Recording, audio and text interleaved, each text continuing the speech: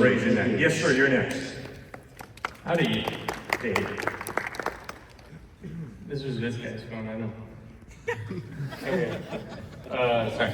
So I had a question that my sister asked me a couple of days ago, and I'm gonna talk about the passage, but if y'all want me to read it, I can do that as well. Just talk about it. Okay. It's in Isaiah, or not Isaiah, it's in Leviticus when it talks about sojourners in the land of Israel, being given over as slaves and to not enslave and treat Israelites cruelly, but to treat the sojourners cruelly. And she asked me that question, prefacing it with why does the Bible say that slavery is good? And I was like, it does not say that. And I was like, shoot, it kind of says that. And so anyway, I don't really understand that passage. I've heard it wasn't like American slavery, it was like indentured servitude. But then she had the crazy comparison that's well, we could say modern capitalism is like indentured servitude and it's oppressive. And so why would God advocate an oppressive system against a specific class of people? It seems very difficult to wrap my head around. Thank you. Good question. Firstly, you talked about indentured servitude. That's exactly right. In Hebrew, it's much later on, even down near King James, where you start to get the switch to the word slave. Before that time, it was always servant in the Hebrew. So you gotta be very careful about that one. That's why I like where you landed on that. So that's the first point. Second point, these people who were in indentured servitudes, they wore indentured servitude because they were either spoils of war, criminals, or actually sold themselves into indentured servitude in order to make money. So is there context for that in the Bible, or is that just resources of around that time? Exactly. Okay. Contextually, right. So there is more so in the New Testament with Philemon and Onesimus. It gets more specific there. So that's the second point. The third point would be, you're right, it's not race-based, it's not antebellum South. And where do you get the rule of you are not to go and take captive another human being and turn them into a slave? You get that in the Hebrew Old Testament. And so the Israelites were known to be way more humane than all the civilizations around them. Now, was it perfect? You bring up a tough passage there. It was not perfect in the sense of how we understand it in the 21st century with our lens. But you bring up a fascinating point yet again. Capitalism. We still have a way about us that is not perfect, is tainted by the fall, like this atheist was talking about earlier. And yet in Matthew chapter 19, what is God doing with a very difficult, stiff-necked people group like you and I? He's tightening the noose. Culturally speaking, he's tightening the noose. So he says that in the Old Testament, you were allowed to actually have a certificate of divorce, but now in the New, you are only allowed to divorce your spouse if 1, they just take off, 2, they're abusive, or 3, for adultery. And so you see, Jesus is now dealing with the heart. It's a switch, it's a slow change in culture. And Judeo-Christian values were the things that actually changed culture. And how interesting, if an atheist pushes you on this one, then ask them, what about the miracle of the black church? Why has the black church been the most historic? You could say the healthiest, the one that's made the most difference in our culture and beyond in the world. Are blacks, were they just hoodwinked in some kind of way by their white slave owners and they couldn't think for themselves? No, I think that they thought perfectly for themselves. That it's way beyond just this time and space, but that we're actually headed towards an eternity where a suffering servant, a slave even, according to Philippians chapter 2, came and died for us to show us what eternity truly will look like, where every single tear will be wiped away from every single eye. So contextually tough passages, but in that specific one, we're not being told by Moses, hey, go out and just beat up other civilizations randomly. No, that passage, just like in Isaiah, when it sounds like that God is the author and creator of evil, no, that's all judgment. This all has to do with judgment and justice. So an atheist might shoot back and say, well, it doesn't sound that way to me. And anyway, aren't the Israelites going about just conquering all these civilizations just to get to the promised land? No, absolutely not. Yes, God has taken them to the promised land, but no, that they are dealing pretty intensely with strong justice towards civilizations that God is judging because of their infanticide and all bestiality and all the other gross sexual practices and beyond of those civilizations. So yeah, it's just, I think one of the things that she got really hung up with in the passage is it specifically clarifies that these people are to be property that are like passed down between like the generations. And it's just like, is there a certain amount of sin where it's right to like dehumanize someone, you know? Okay, so first of all, property. What did that mean? If you were to go in and win a certain war against, say, the Canaanites or the Amalekites, what property meant was, if a man were to say, hey, that woman now has 0 army, man, whether it's husband or somebody else, to take care of her, she would starve to death. She would have nobody. So what property meant was, a man would come along, not rape her, that was never the case. That was the case for every other civilization.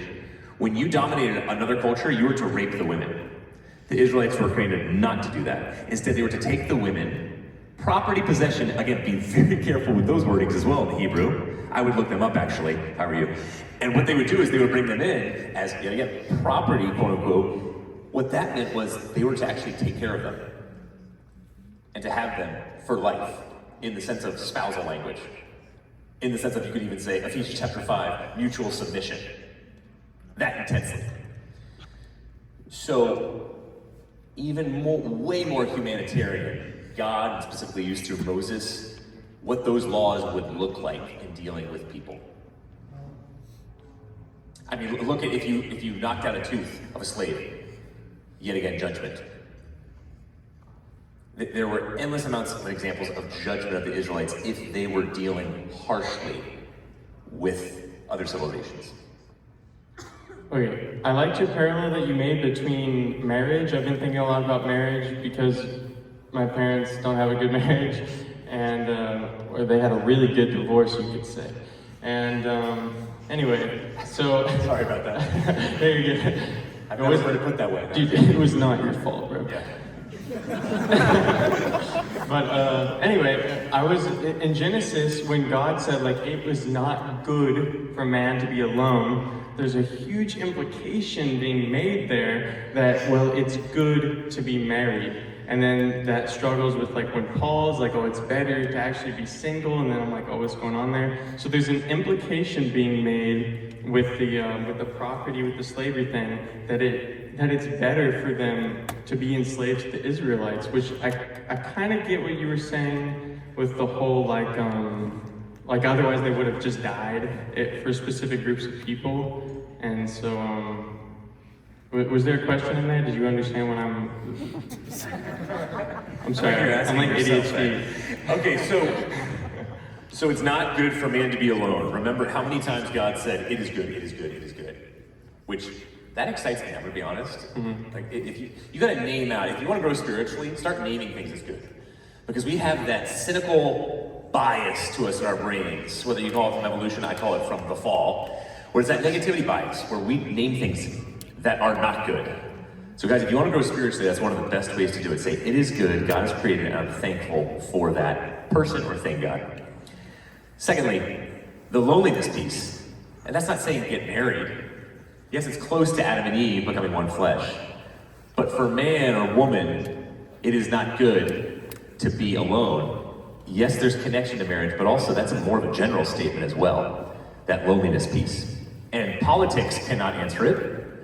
Nothing seems to be able to answer the loneliness in our nation. Why wasn't God enough for Adam's loneliness? Why did he need? Because God created physical beings to have relationships, and you can have a very positive, strong relationship with God, who is spiritual, but God also created us to have physical relationships because he knew emotionally, psychologically, relationally, and spiritually, we would need that physical connection in order to really grow and flourish as human beings. God does have the capacity to become flesh because he did with Jesus, so why didn't, you know, you might not know the answer to that. Why wasn't he just flesh in the garden then? Why was he flesh in the garden? Yeah. That's a good question.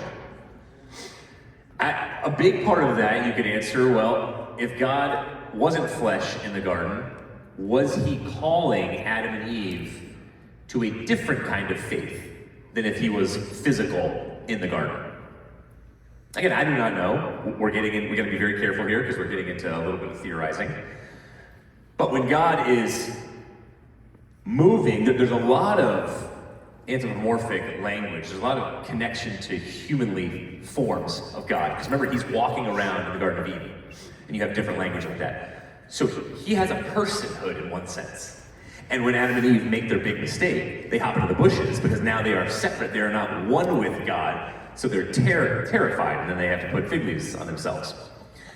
So I do not know why God didn't take more of a physical form in the garden, but one reason certainly seems to be that God wanted us to trust him in a way where we couldn't exactly use our five senses at that time.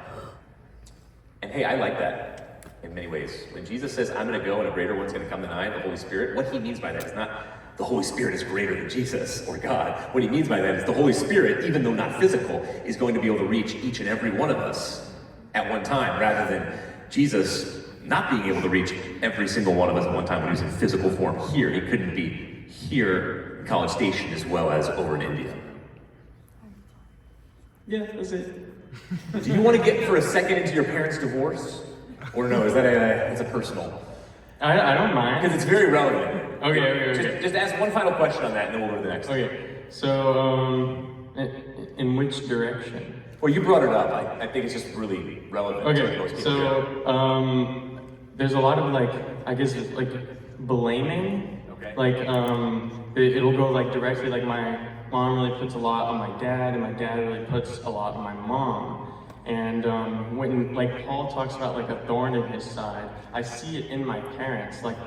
They are each other's thorn in each other's side. They can't talk about the issue. And so I really liked what you said earlier with if God said it's good, then it's good.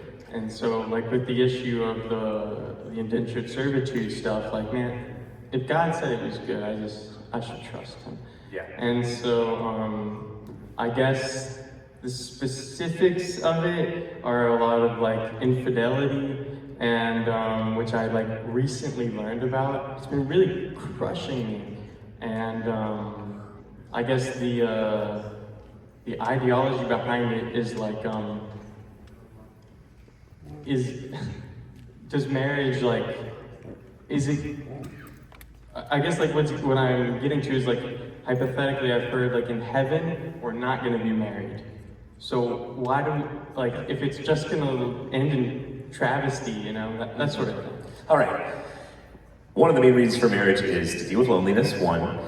Two, to be fruitful and multiply and populate. I asked my dad, why did he have me as his son? And he said, to lead others to Christ. Now, there are more reasons, hopefully, but that was the number one when I asked him. And he did not have me, my mom actually graciously had me. But I think that's a big part of being fruitful and multiplying. I mean, this is our eternal destiny on the line, right? So you want to have a child who can share the faith, the good news with other people. Thirdly would be your last point. Jesus was not married. Paul was not married. You can make an incredible difference when you're not married. Next would be, know that the relationship between a man and a woman, you are able to deal with things like suffering. You're able to deal with things like conflict with other people because you see it in your own marriage, and I'm going to deal with it differently with others. You're able to see how your soul ticks. You're able to hopefully learn how to forgive better. I'm sorry that your parents struggled with that one. But man, I'm just last on this point. I just want to encourage you because I see so many good qualities and virtues and characteristics in you just by you asking these questions, and your humility as well as some of the comedy that you threw in there, which is pretty impressive over a very painful subject.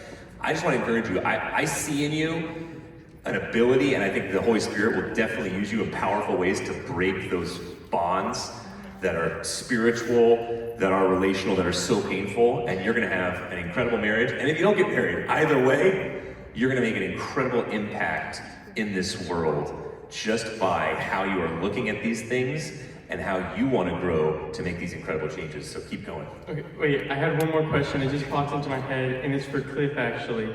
My dad said something which kind of blew my mind over this spring break, because my sister is pretty strongly against Christianity, and she has a reason. And my dad said, like, it's like really hard to wrap my head around. He said, like, it might have been better to not have either of you if it was that one of you would go to heaven and one of you would go to hell. And immediately what popped into my mind was like, man, that must be how God feels.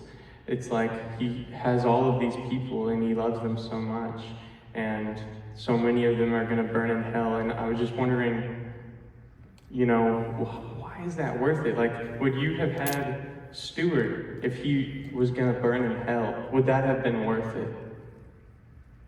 Yes, it would be worth it for me to have children, because I'm not determining where they go, to heaven or hell. A person goes to heaven or hell because they've chosen either to live their life together with God or to live their life separate from God. And if a person chooses to live their life separate from God, I respect their free will. I respect the fact that they are responsible for the decisions that they've made.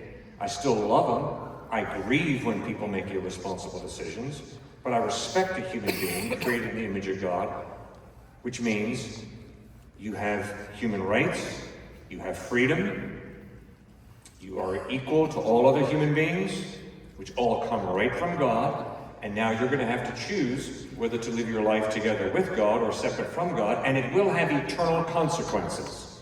We are free to choose what we want. We are not free to escape the consequences of what we choose.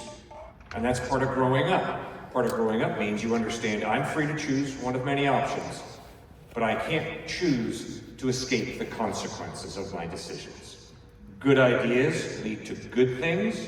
Bad ideas produce victims. Choose wisely. Thank you, sir. Yes, sir.